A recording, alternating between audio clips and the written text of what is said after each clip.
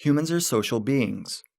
This has always been our characteristic feature, something that makes humans stand out.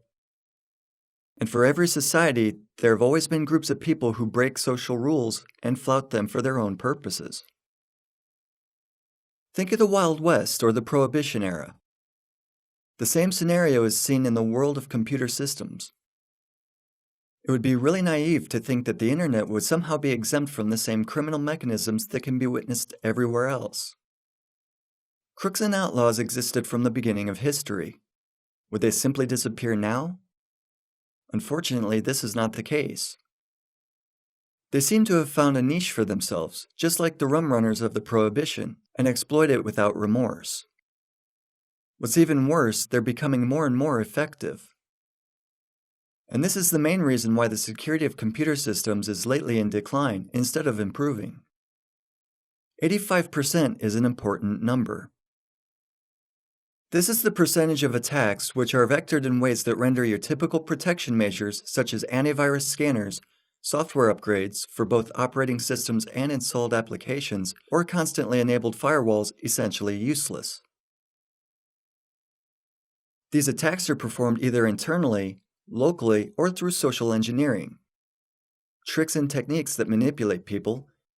In both cases, these attacks cannot be stopped by the protection measures I've just listed. 85 is also an important number for other reasons. The mentioned security measures, firewalls, updates, and scanners are all important. They should be enabled and supported on all systems. It's not true that they bring no real results. At the very least, you can pretend you're protected.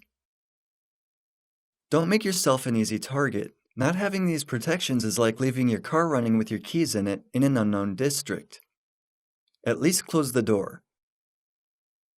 The risk of theft is still high, but at least you've done something to secure your resources. And don't get me wrong, I don't want you to get rid of your antivirus scanner. On the contrary, leave it enabled and updated often, even every day. The problem is that when cybercriminals decide that you have some valuable resources or your system is for some other reason worth attacking, this scanner will fail 85% of the time. The first module of this course, which I invite you to take, will tell you above all which popular computer system security beliefs are actually myths. Myths that originated or laziness, customs, or from applying outdated information to new phenomena. It will also comment on security issues that stem from the rise of organized crime in cyberspace.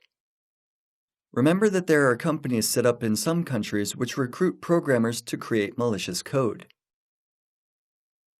Writing viruses has become a day job for some. From 9 to 5, these people sit in their cubicles and write code that you wouldn't want to come across in your systems.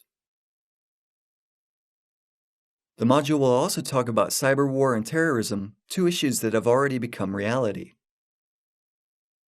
We have already been able to witness some instances of cyber war. Another of our topics will be the consumerization of IT and how it affects security. Risks and threats will also be covered in this first module. We'll try to classify their types and discover why they affect virtually everyone. Unfortunately, if you think that you wouldn't be the target of attacks because your business is small scale, you only have 6 computers, your monthly turnover is not big, and you produce no new technologies, so there's really nothing to be stolen, think again. The real situation doesn't look so bright. The last issue will be covered in the point titled The Final Goal of Attacks, which explores the motives which current cybercriminals might have to attack you. See you in the training.